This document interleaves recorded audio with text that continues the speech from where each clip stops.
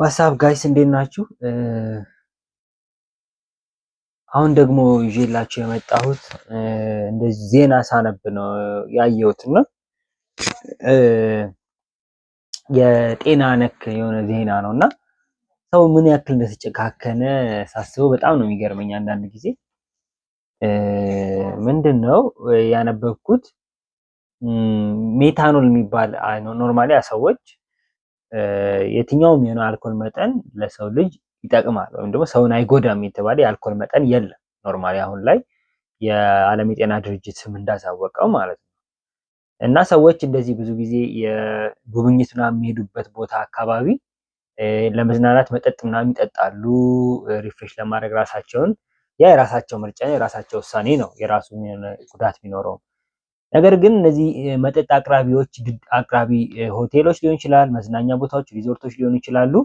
እንደዚህ ይሄ ማርቲኒ ምናምን የሚባለው ቃል ከለርፉል የሆኑ መጠጥ የአልኮል መጠጦችን በማዘጋጀት የሚታወቁ ሰዎች ምን እያደረጉ መጡ መሰላችሁ? እንግዲህ አልኮሆል አለ። አልኮሆል ውስጥ አልኮሆል መሳይ ኬሚካሎችን በመጠቀም እንግዲህ አልኮል ውስጥ የቀላቀሉ ለብቻቸው ነፃ ወይም ደግሞ ፍሪ ሻት ወይም ደግሞ ነፃ የሆነ መጠጥ እያሉ እያቀረቡ ሰውን በጣም ከባድ አደጋ ላይ እስከ ሞት ድረስ የሚያደርስ አደጋ እያደረሱ ይገኛሉ። እንግዲህ ይሄ ንጥረ ነገር እንግዲህ ሜታኖል ይባላል። ምንድነው የሚያደርጉት? ፍሪ ሻት ብለው ወይም ደግሞ ነፃ የሆነ መጠጥ ብለው ይሰጣሉ ለሰዎች፣ እነሱ ደግሞ ይጠጣሉ። እና በጣም አደገኛ መርዛማ የሆነ ኬሚካል ነው። እንግዲህ ያ 6 ሰዎች ጠጥተውት መቼለታ እንደዚህ ፈረንጆች ናቸው፣ ቱሪስቶች ናቸው፣ ለመዝናናት ሄደው ጠጥተውት 6ቱም አርፈዋል። እና በጣም ከባድ የሆነ አደገኛ መጠጥ ነው።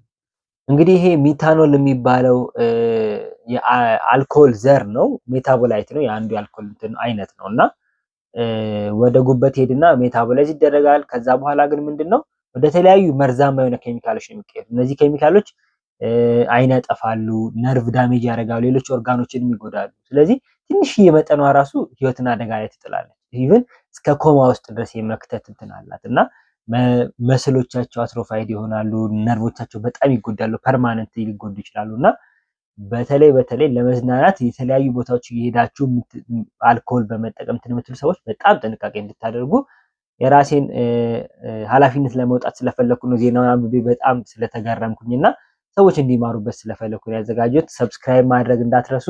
ከወደዳችሁት ላይክ አድርጉት፣ ለሌላ ሰው እንዲደርስ ሼር በማድረግ ኃላፊነታችሁን እንወጣ። አመሰግናለሁ። ወዳችኋለሁ።